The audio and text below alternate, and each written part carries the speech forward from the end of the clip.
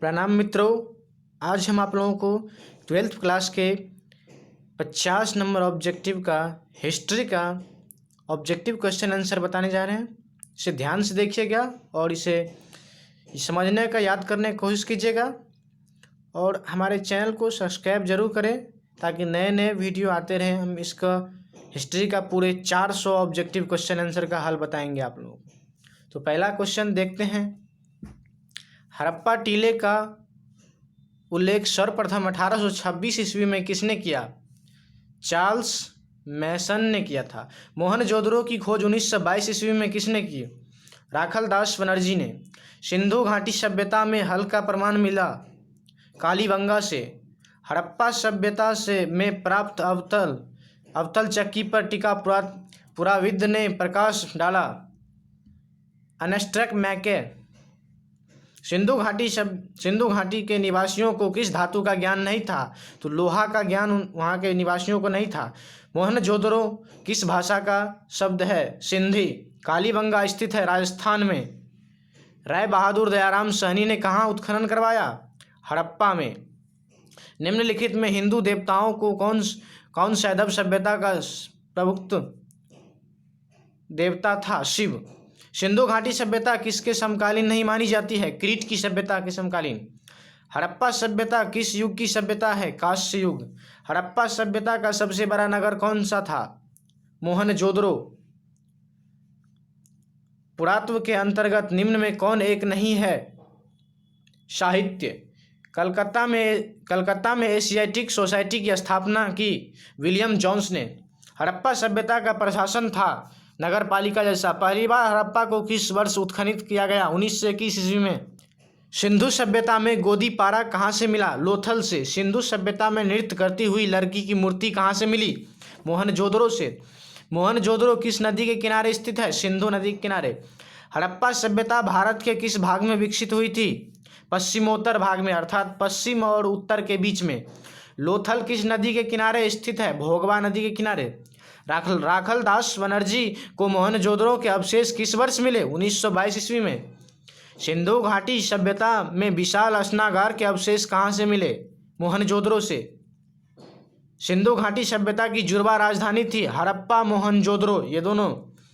हड़प्पा किस नदी के किनारे स्थित है? रावी नदी के किनारे। फूट डालकर विजय प्राप्त करने का कार्य सर्वप्रथम किस राजा ने किया? अजातशत्रु ने।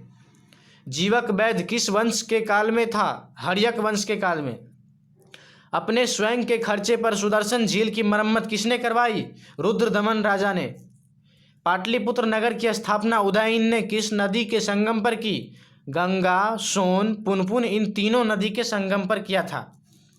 समस्त भारत ही नहीं एशिया एवं यूरोप में सर्वप्रथम हुर्नों को परास्त करने का श्रेय किस शासक को जाता है? स्कंदगुप्त को। यूरोप का समुद्रगुप्त कौन था? नेपोलियन। किसने अभिलेख में भूमिदान का उल्लेख मिलता है? किसके अभिलेख में भूमिदान का उल्लेख मिलता है? समुद्रगुप्त के अभिलेख में भूमिदान का उल्लेख मिलता है। भूमि अनुदान से संबंधित प्रथम अभिलेखीय प्रमाण किसका है? सातवाहन काल का। 510 ईस्वी में सती प्रथा के साक्ष्य वाला प्रथम अभिलेख कहाँ मिला? एरन सागर में। किस शिलालेख से अशोक द्वारा कलिंग विजय का पता चलता है? 13वें शिलालेख से। किस विद्वान ने मात्र अभिलेखों के आधार पर अशोक का इतिहास लिखने का श्रेय प्राप्त किया? देवदत्त रामकृष्ण भंडारकर। मौर्य काल का निम्न में से कौन सा सर्वाधिक महत्वपूर्ण नमूना है? स्तंभ। इंडिका पुस्तक की रचना किसने की? इंडिका जो है एक पुस्तक का नाम है, इसकी रचना किसने की? मेगास्थनीज ने की। प्रयाग प्रस्तित्व की रचना किसने की? हरिसेन ने। गुप्तों के काल में कौन चीनी यात्री भारत आया? फाहान। भारतीय इतिहास का कौन सा काल सर्वकाल के नाम से जाना जाता है? गुप्त काल। स्वर्ण काल के नाम से जाना जाता है गुप्त काल। अशोक किस वंश का शासक था?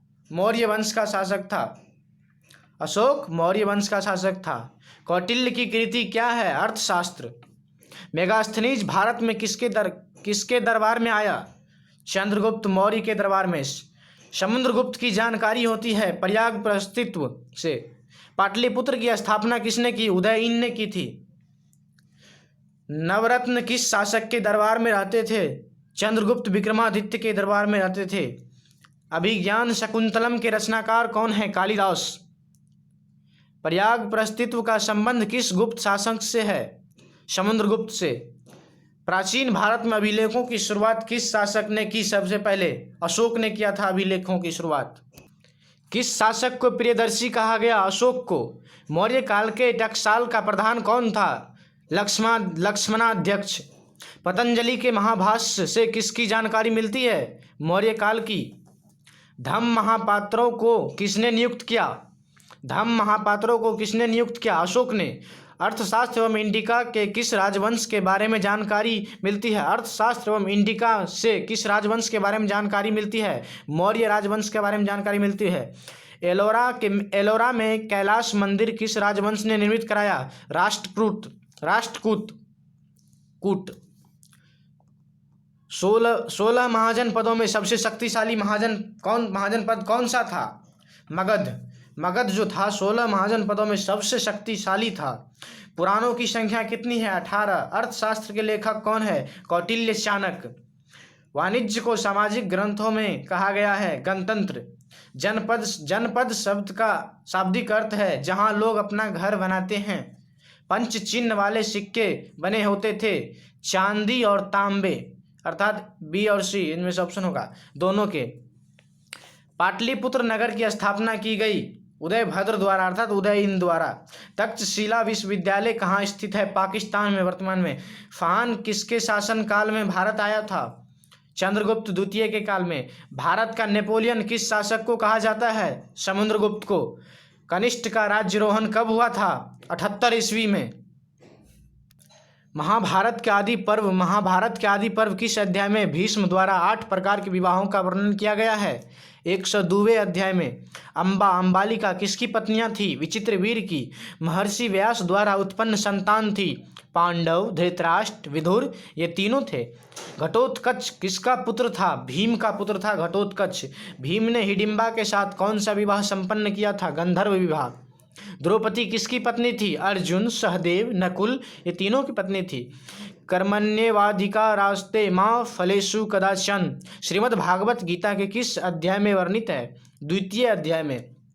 श्रीमद् भागवत गीता के महत्व पर किसने विचार व्यक्त किए? महात्मा गांधी, विवेकानंद, बाल गंगाधर तिलक, ये तीनों आदमी किए थे। महाभारत का युद्ध कुरुक्षेत्र के मैदान में कितनों दिनों तक चला था? 18 दिन तक। गंगा पुत्र किसे कहा जाता है? भीष्म को। ब्राह्मण वंशीय सातवाहन नरेश वरिष्ठ पुत्र सतकर्णी ने विवाह संबंध किस वंश के साथ जोड़े? शक वंश के साथ। महाभारत के किस पर्व में वर्ण व्यवस्था का उल्लेख मिलता है? शांति पर्व में। अगला क्वेश्चन, ऋग्वेद के पुरुष सूक्त के सर्वप्रथम किस वर्ण का उल्लेख मिलता है? शूद्र वंश का। दुर्योधन की मां कौन थी? गांधारी। निम्न में से किस प्रसिद्ध संत ने गीता की भक्ति टीका को मराठी में लिखी? मनेश्वर ने। महाभारत की रचना किस भाषा में हुई है? संस्कृत भाषा में। महाभारत की रचना किसने की? महर्षि वेदव्यास ने। मनुस्मृति में कितने प्रकार के विवाह का उल्लेख किया गया है? 8 प्रकार के विवाह का। ऋग्वेद कालीन लोग किसकी पूजा करते थे? प्राकृतिक की पूजा। अगला क्वेश्चन देखेंगे, उत्तर वैदिक काल के अंत तक किसकी पूजा होने लगी? ब्रह्मा, विष्णु, महेश। खांची स्तूप को सुरक्षित रखने में अहम भूमिका थी? H.H. कोल, शाहजहां बेगम, सुल्ताना जहां बेगम, ये तीनों आदमी की महत्वपूर्ण भूमिका थी। खांची मध्य प्रदेश के किस जिले में स्थित है? रायसेन जिले में। निम्न में से गौतम बुद्ध के शिष्य थे? आनंद एवं उपाली, कश्यप, शरीपुत्र एवं गौदरलायन, ये तीनों उनके शिष्य थे गौतम बुद्ध के। कुंडलवन कश्मीर में चतुर्थ बौद्ध संगति किस शासनकाल में हुई? कनिष्ठ के शासनकाल में। संलेखन कार्यक्लेश द्वारा मृत्यु का विधान किस धर्म में है? जैन धर्म में। नाथ मुनि का संबंध है वैष्णव धर्म से। कालिदास, भवभूमि, सुबंधु एवं बाणभट्ट आदि किस धर्म के अनुयायी थे? शैव धर्म के।